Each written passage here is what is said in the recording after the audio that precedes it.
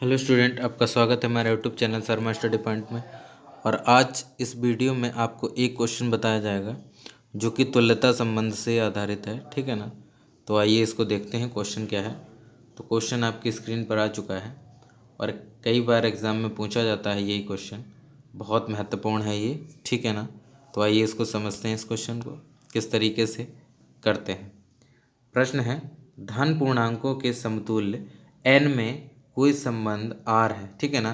संबंध यहाँ पर एक रिलेशन होता है, हमेशा r होता है वो। तो यहाँ पर n मल्टीप्लाई n का मतलब है नेचुरल नंबर से नेचुरल नंबर का है। ठीक, पर इस प्रकार परिभाषित है कि a जो ऑर्डर पेयर में लिखा है a कॉमा b एलिमेंट्स हैं जिसमें वो रिलेशन रखते हैं c कामा d से। किस प्रकार रिलेशन रखेंगे r में? a plus D equal to B plus C, माने a प्लस डी आपको यहाँ पर पहला एलिमेंट इससे जोड़ेंगे। ठीक है ना। a प्लस डी हो जाएगा और b प्लस सी ये बराबर होने चाहिए। कैसे होंगे? ये बराबर होंगे। ठीक है ना। तो ये रिलेशन दिया गया है और यहाँ पर ऑर्डर पेयर जो a कामा बी और c कामा डी है वो बिलोंग करते हैं, मतलब इस सेट में बिलोंग करते हैं नेचुरल नंबर के सेट में। ठीक है ना। Natural number into natural number. तो यहाँ पर सिद्ध करना है हमको, तो सिद्ध कीजिए कि r जो होगा, माने r जो संबंध होगा वो एक तुल्यता संबंध होगा, इक्विवेलेंस रिलेशन होगा। ठीक है ना। इसको सिद्ध करने के लिए हमें 3 पॉइंट्स की ज़रूरत होती है। सबसे पहले हमें उसको फंक्शन को स्वतुल्य दिखाना होता है उस संबंध को, दूसरा आपको सममित दिखाना होता है और तीसरा आपको संक्रमक दिखाना होता है। तो सबसे पहले यहाँ तुल्यता संबंध में 3 संबंध आते हैं, आपका स्वतुल्य, सममित, संक्रमक। ठीक है ना। तब हम कह सकते हैं कि ये तुल्यता संबंध होगा। अन्यथा हम कह सकते हैं कि अगर एक भी सेटिस्फाइड नहीं होगा, ठीक है ना, मान लो यहाँ पर स्वतुल्य होगा लेकिन संक्रमक अगर नहीं होगा या सममित नहीं होगा तो वो पूरा तुल्यता संबंध नहीं दिखाएगा। ठीक है ना। तो हम बात करते हैं सबसे पहले इस क्वेश्चन में तुल्यता संबंध की। तुल्यता संबंध की सबसे पहला पॉइंट है स्वतुल्य। तो स्वतुल्य होना ज़रूरी है। ठीक है ना। स्वतुल्य होने का मतलब यहाँ पर है कि a plus B equal to B plus A हो। ठीक है ना। तो यहाँ पर a comma B relation r comma R जो है वो ए कॉमा बी है यहाँ पे। ठीक है ना। तो इसी का कहने का मतलब रिलेट करना चाहिए, रिलेशन होना चाहिए।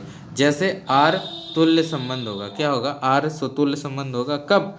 जब A plus B equal to B plus A होगा। ठीक है ना। तो बिल्कुल होगा, यहाँ पर दिखाया भी गया साइड में करके आपको कि यहाँ पर अगर मान लो यहाँ पर 2 और 3 ले लिया जाए, कितना?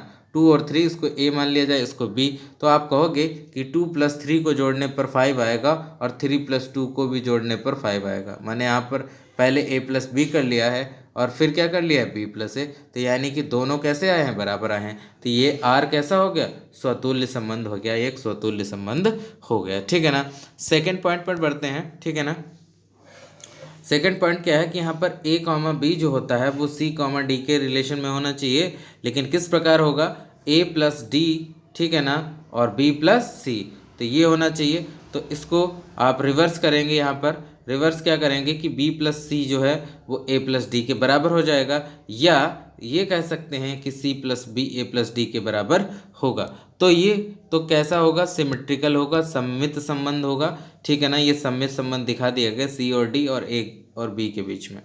तब यहाँ पर जब ए और बी के बीच में, यहाँ पर सी डी के बीच में सममित संबंध हो गया, तो किस तरीके से दिखाया? यहाँ पर 2 और 3 ले लिया और दूसरा यहाँ पर ए और बी हो गए और सी और डी हो गए। सी हो गया आपका 4 और 5 हो गया आपका डी। तो यहाँ पर b प्लस सी का मतलब भाई 3 प्लस 4, कितना? 3 प्लस 4। ठीक है ना। b प्लस सी यहाँ पे आ गया आपका, ये हो गया। इसके बाद आपका होता है a प्लस डी, क्या? a प्लस डी, तो यहाँ पे 2 प्लस 5 हो गया a प्लस डी। ठीक है ना। तो यहाँ पर क्या हो गया?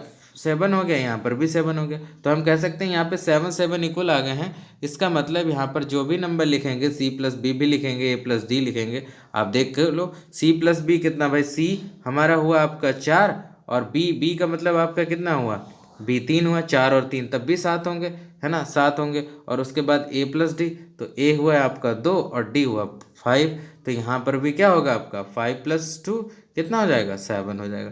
कहने का मतलब ये है कि दोनों यहाँ पे कैसे आएंगे? बराबर आएंगे। इसलिए हम कह सकते हैं कि r सममित भी होगा, r सममित संबंध होगा। ठीक है ना। सममित संबंध होगा। इसके बाद बात करते हैं संक्रमक की।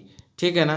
संक्रमक की बात करेंगे तो यहाँ पर ए कामा बी जो ऑर्डर पेयर होगा, सी कामा डी और ई कामा एफ जो होगा बिलोंग करेगा n इंटू एन, मतलब नेचुरल नंबर जो सेट का होगा, ठीक है ना।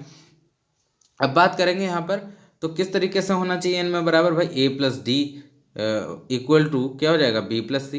ए बी सी डी कोई नंबर होंगे, कोई एलिमेंट होंगे जो लिए गए हैं, ठीक है। इसके में यहाँ पर सी प्लस एफ हो जाएगा, ठीक है ना, और डी प्लस ई किसके आधार पर, वही रिलेशन के आधार पर। भाई रिलेशन हमारा क्या था, रिलेशन हमारा ये था, इस रिलेशन के आधार पर ए कॉमा बी अगर लेते हैं और यहाँ पर रिलेशन दिखाते हैं सी और डी का, तो क्या हो जाता है भाई ए प्लस डी, माने यहाँ पर पहला और कौन सा जुड़ता है आपका, ये लास्ट वाला चौथा जुड़ता है, ठीक है ना।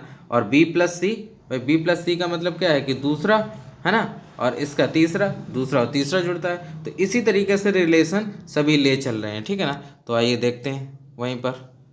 तो यहाँ पर आपका आ गया A plus D equal to B plus C इसके आधार पर, और ई और यहाँ पर एफ है वो इसके आधार पर आ जाएगा भाई। तो यहाँ पे क्या हो जाएगा आपका सी प्लस एफ है ना, और ई प्लस डी, तो ये प्लस डी आ गया।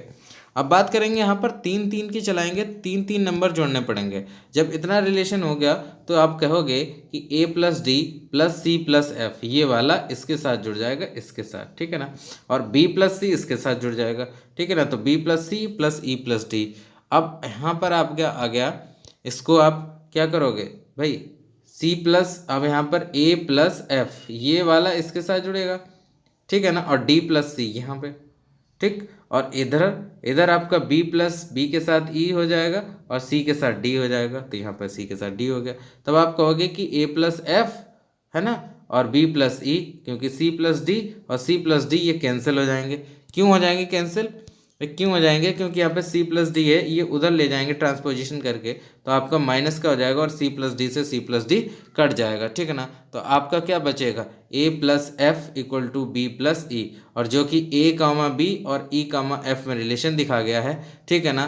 तो यहाँ पर बात करेंगे नंबरों की, अगर इस तरीके से बात करते हैं 2 3 4 5 6 7 यही जोड़े हो गए a comma B C comma D और e कामा एफ। तो इस तरीके से 2 प्लस 5, ठीक है ना, ये वाला इसके साथ 4 प्लस 3 ये हो गया इक्वल हो गया 7 7। इसके बाद यहाँ पर भी वही काम होगा कि 4 और यहाँ पे आपका कितना आ जाएगा 3 प्लस 4 है, ये वाला 3 प्लस 4 तो यहाँ हो चुका। अब इसके लिए 4 प्लस 7 क्या हो जाएगा 4 प्लस 7, और यहाँ पर 4 प्लस 7 हो गया और 6 प्लस 5 हो गया, तो ठीक है ना। तो यहाँ भी 11 हो गया, यहाँ भी 11 हो गया। इसका मतलब भाई यहाँ पर इसका मतलब कौन सा रिलेशन है आपका, इसके संक्रमक भी हो गया, क्या हो गया संक्रमक भी हो गया, तो संक्रमक संबंध दिखा गया। तो इसीलिए कह सकते हैं जब तीनों संबंध दिखाता है कोई फंक्शन, कोई भी आर संबंध रिलेशन, तो वो कैसा होता है, वो होता है आपका तुल्यता संबंध, इक्विवेलेंस रिलेशन। क्या हो जाएगा इक्विवेलेंस रिलेशन हो जाएगा। तो इस प्रकार ये प्रूव्ड हो गया, क्या हो गया प्रूव्ड हो गया, ठीक है ना। और आपको यहाँ पर जो कैलकुलेशन लास्ट में इधर दिखाई गई है राइट साइड में, तो वो आपको समझने में मदद करेगा, ठीक है ना। जो नंबर्स हैं यहाँ पर वो समझने में मदद कर रहे हैं, ठीक है ना। इस चीज़ को a प्लस बी को समझने में मदद कर रहे हैं कि कैसे इक्वल हो जाएगा, ठीक है ना। इसीलिए मैंने ये नंबर को लिखा हुआ है, ठीक है। तो आप इस तरीके से क्वेश्चन कोई भी कर सकते हैं, और ये कई बार एग्ज़ाम में पूछा जाता है, ठीक है। तो कोई दिक्कत नहीं है, समझते रहिए आप, और कोई भी अगर चीज़ नहीं आती है तो आप कमेंट करें कि हमें सर ये चीज़ समझ में नहीं आई। Thank you for watching this video.